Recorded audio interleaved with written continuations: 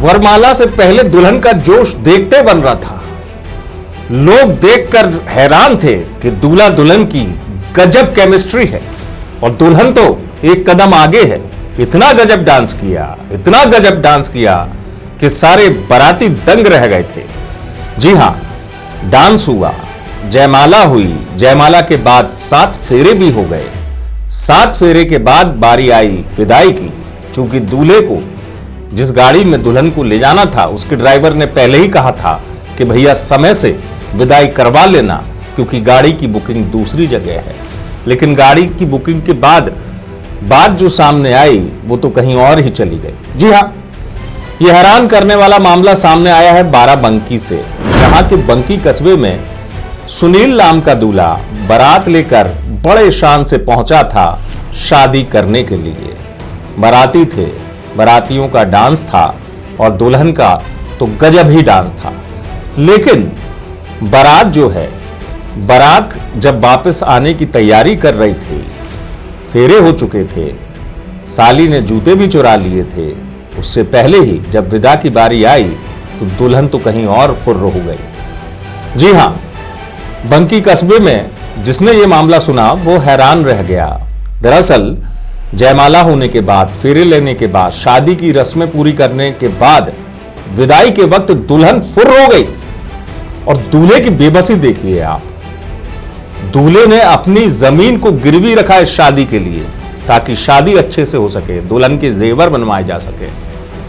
पैसे लिए, पैसे खर्च भी किए, लेकिन दुल्हन तो निकल गई। दूल्हा बता रहा है कि कैसे साली ने जूते तक चुराए, उसके भी पैसे दिए। डांस हुआ, फेरे हो गए, विदाई की बारी आई तो दुल्हन चली गई। दूल्हे की बात सुनिए।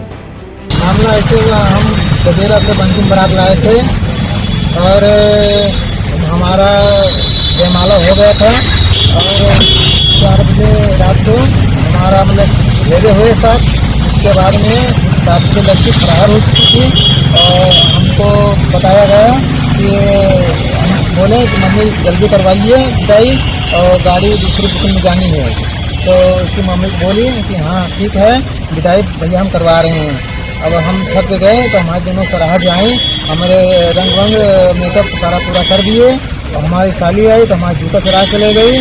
तो हम बोले कि जल्दी मम्मी करवाइए और बहुत लेट हो रहा है। तो उसकी मम्मी बोली ठीक है भैया, अभी लड़की को ला रहे हैं, इंतजार कीजिए।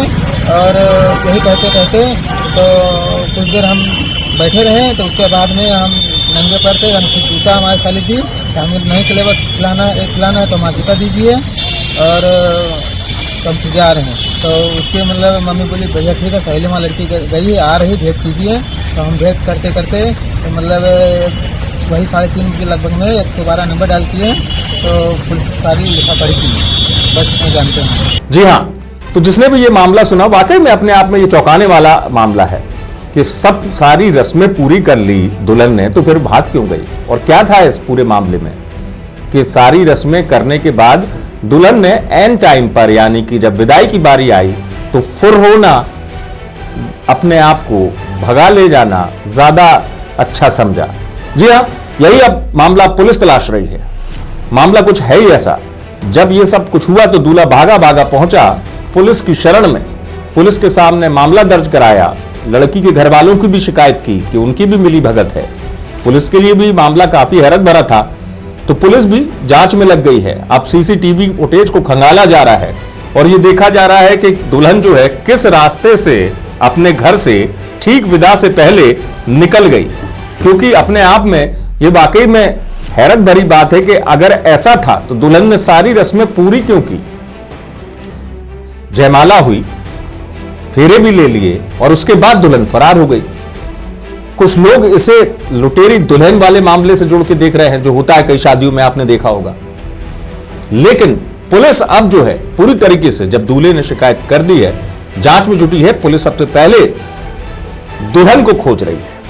और कहीं ये कनेक्शन दूसरी मोहब्बत से तो नहीं है, दूसरी आशिकी से तो नहीं है, क्योंकि ये भी कुछ लोगों का मानना था कि दुल्हन अपने कथित प्रेमी के साथ पहले ही प्लान बना चुकी थी और वो विदा से ठीक पहले फरार हो गई ताकि किसी को शक ना हो। अब पुलिस जो है, पुलिस का दावा यह है कि जल्दी इस पूरे मामले का पुलिस पर्दाफाश करेगी, दुल्हन को खोज निकालेगी। और ये बात तो सच है कि जब दुल्हन सामने आएगी तभी वो सच सामने आएगा कि सारी रस्में पूरी करने के बाद आखिरकार दुल्हन क्यों फुर्र हो गई थी। वीके न्यूज, राष्ट्र के नाम।